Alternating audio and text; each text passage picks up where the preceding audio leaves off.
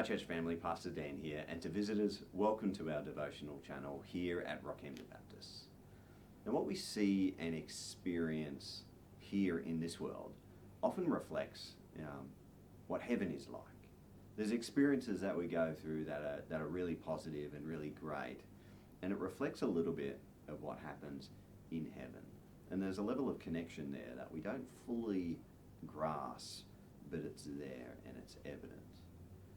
In Hebrews, as we're continuing on, we're in chapter 3 today, and we've come to this section in the letter, or the sermon as it is.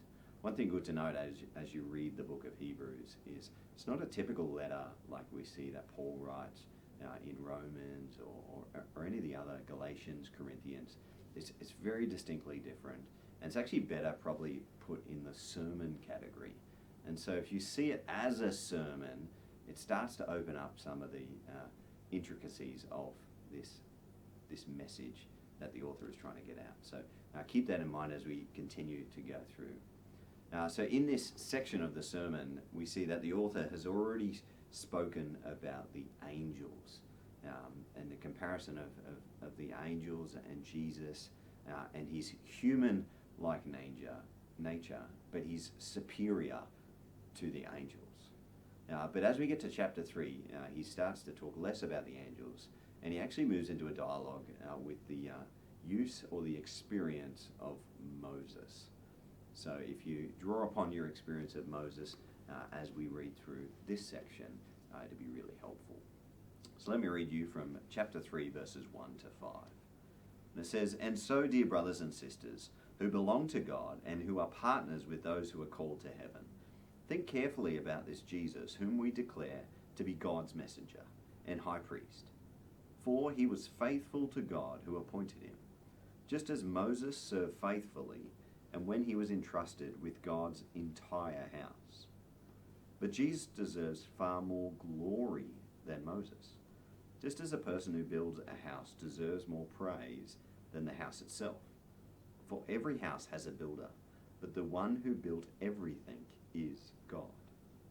Moses was certainly faithful in God's house as a servant, and his work was an illustration of the truths that God would reveal later."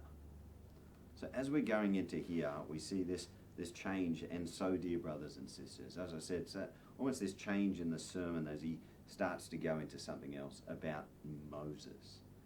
Now you have to understand the depths and intricacies of what Moses did to really unlock so much that's happening here.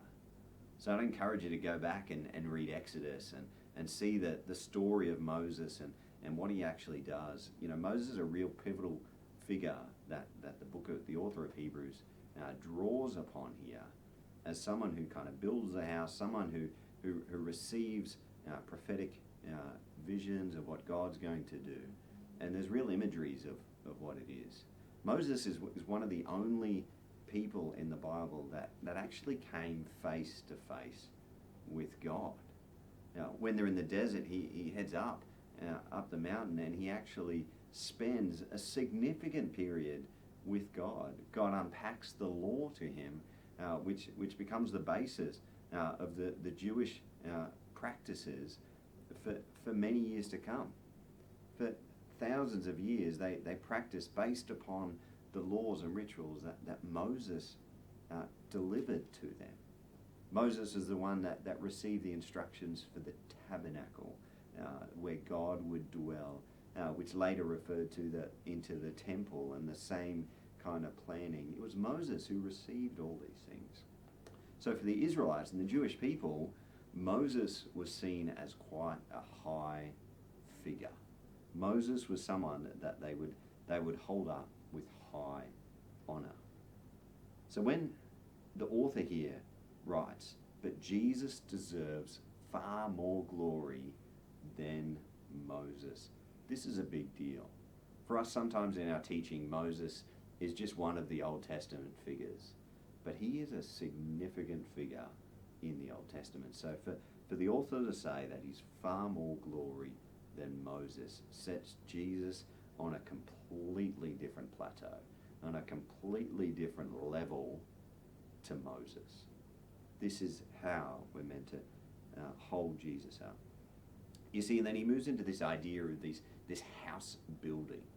This idea that just as a person who builds a house deserves more praise than the house itself. For every house has a builder, but the one who built everything is God.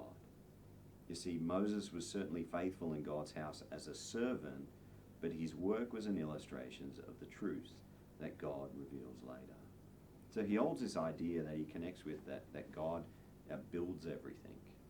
And so he connects Jesus with God here. It's difficult to know the language between God the Father, what's used here, and Jesus, but there's definitely a blended use of God as both these figures here. That you see that it's God who builds everything, that everything is God and of God. This whole thing is all connected in there, that as the tabernacle was built, is in fact God building and working through this house, and this analogy of God being active. But what you see at the end there, this line, that his work was an illustration of the truths that God would reveal later. Everything that God did through Moses, everything that God did through the tabernacle, and everything that God did through the Jewish people, God did it as an illustration to what God would reveal later. And he revealed it through the work of Jesus in everything that he's done. That all these things start to connect the reason why God gave Moses these instructions to come later. And so you see this imagery that happens in the life. But there's also an imagery of connection of what we do here on earth is in fact reflected also in heaven. Not even reflected, kind of, it's a little imagery of what happens in our heavenly experience.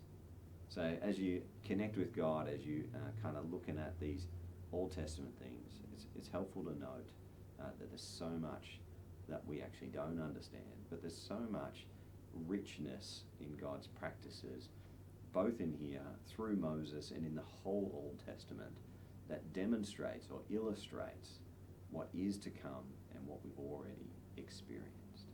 So let me pray for you today. Lord, we thank you for all that we've done.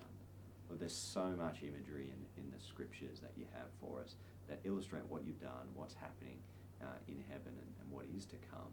And Lord, we ask that you would just open our eyes to these things. Lord, help us understand the intricacies of who you are. Amen. Keep walking with God. Let him talk back to you as you read the Bible. Help him to unlock the truths that are in there and the imagery that he has for us. And when he does speak to you, trust and obey. Keep looking for opportunities to bless others. We'll see you soon.